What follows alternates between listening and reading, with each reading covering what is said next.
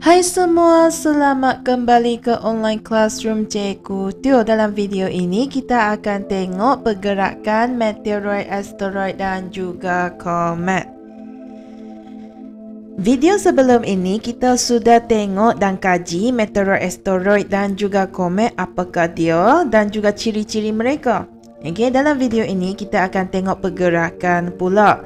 Kita imbas kembali sedikit ya. Meteoroid apa dia? Meteoroid adalah serpihan batu dan logam kecil yang terapung di ruang angkasa lepas. Dan meteoroid ini sebenarnya datang daripada serpihan asteroid ataupun komet. Dan kalau awak ingat lagi, meteoroid tidak ada orbit sendiri ya.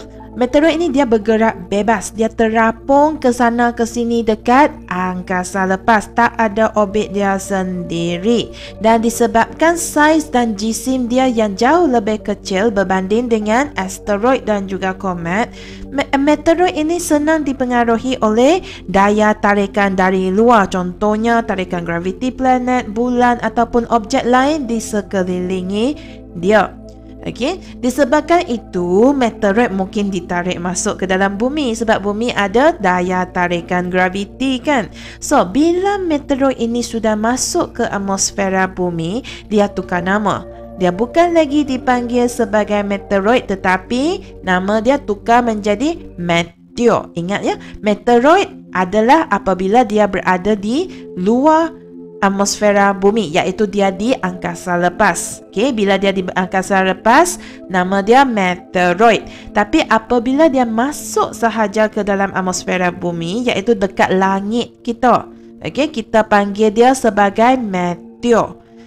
Dan bila awak gosok, cuba gosok tangan awak sekarang, rasa panas tak?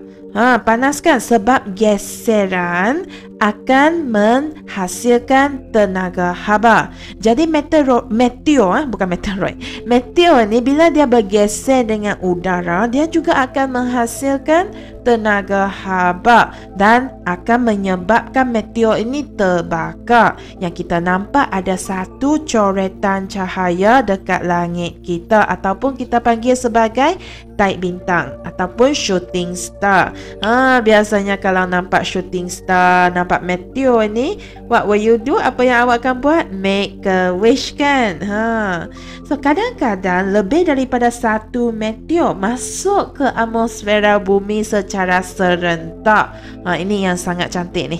Ini dipanggil sebagai pancuran meteor ataupun meteor rain ataupun meteor shower.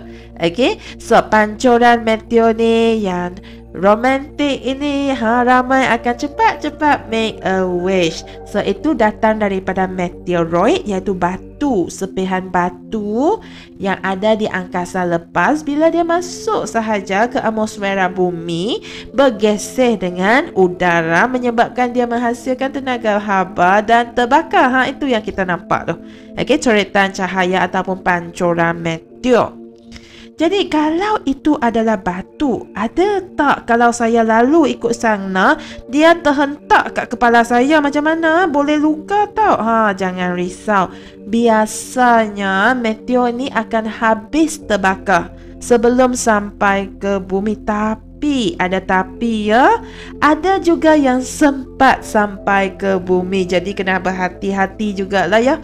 Okey, meteor yang sempat sampai ke bumi yang tak habis bakar macam batu yang awak nampak dekat gambar ini, okey, nama dia ubah lagi. Dia disebut sebagai meteorit. So sekali lagi, kalau dekat angkasa lepas, nama dia adalah meteoroid. Masuk ke atmosfera bumi, bila dia ada di langit kita, nama dia adalah meteor. Kalau dia tak habis bakar sampai ke bumi, terhentak kat bumi, nama dia adalah meteorit. Okey, boleh ya? So gambar ini sebenarnya adalah meteorit Hobart.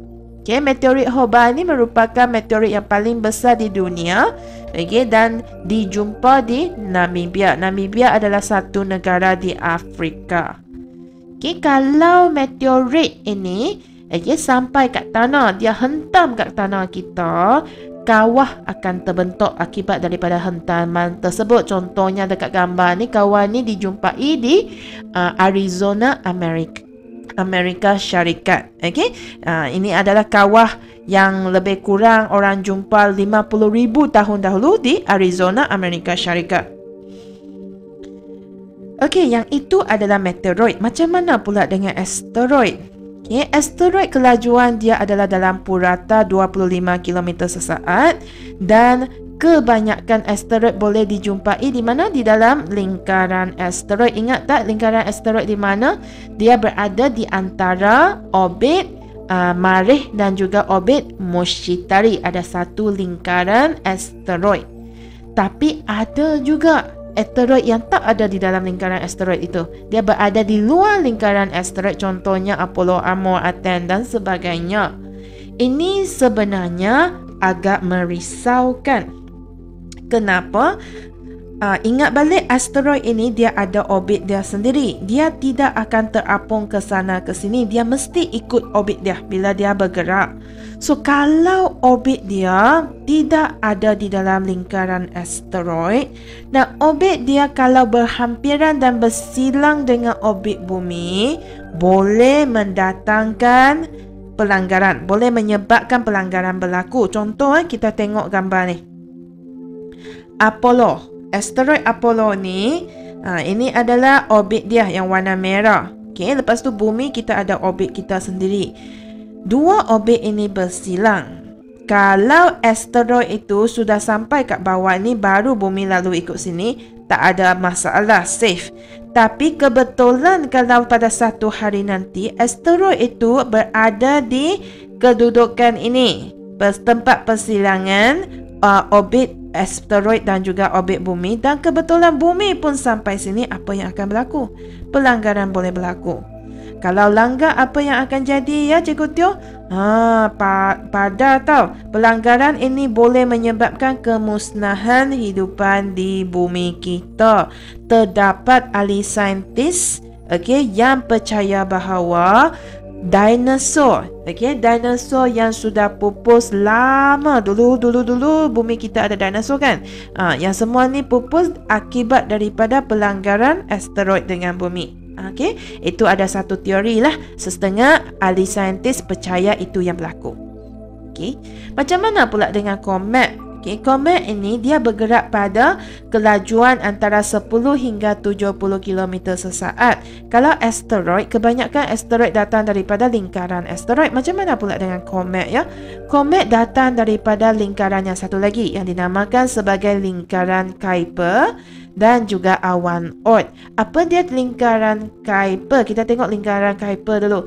Lingkaran Kuiper ini ada di luar orbit planet terakhir kita. Apa nama planet terakhir kita? Planet Neptune. Dilepas orbit planet Neptune ini, dia ada satu lingkaran yang dinamakan sebagai lingkaran Kuiper. Kalau awak tengok gambar raja sebelah kanan ini, yang berbentuk donat, macam donat kat tengah-tengah tu adalah lingkaran Kuiper lah. Ya, lepas tu di dalam, kalau masuk dalam tu, semua planet ada duduk dalam ni. So di luar planet Neptune kita boleh jumpa lingkaran Kuiper. Lepas tu kat luar ni macam ada satu bola di mana sistem suria berada di dalam dia kan. Itu adalah awan Oort. Yang kat luar ni ialah awan Oort. Jadi dipercayai bahawa terdapat banyak komet yang dapat dijumpai di dalam lingkaran Kuiper dan juga awan Oort ini.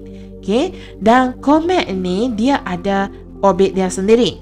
Ingat komet dan juga asteroid ada orbit sendiri. Hanya meteoroid sahaja yang tak ada.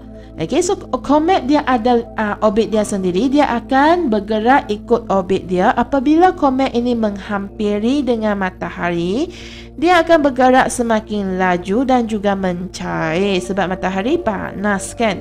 So dia akan kelihatan seperti ekor dia sangat panjang lah. Satu lagi ciri istimewa komet adalah ekor dia sentiasa menjauhi matahari. Contoh dekat gambar di sini, ini adalah matahari. Komet ini bergerak ikut orbit dia. Tengok, ekor dia sentiasa dekat luar.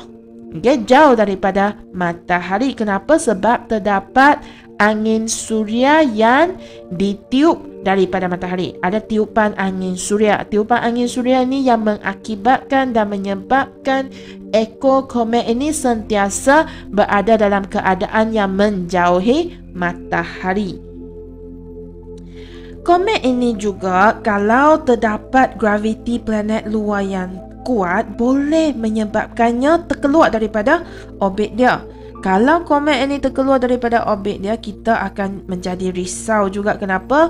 Berisiko, kita ada risiko untuk dilanggar oleh komet yang bergerak pada kelajuan yang sangat tinggi. Jadi kemusnahan juga boleh berlaku ya. Well, jadi itu sahaja untuk bab 13.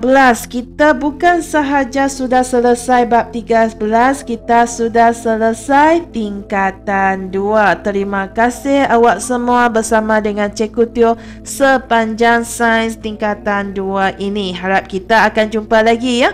Bye. Kalau awak telah belajar sesuatu yang baru hari ini, jangan lupa untuk like dan subscribe ya.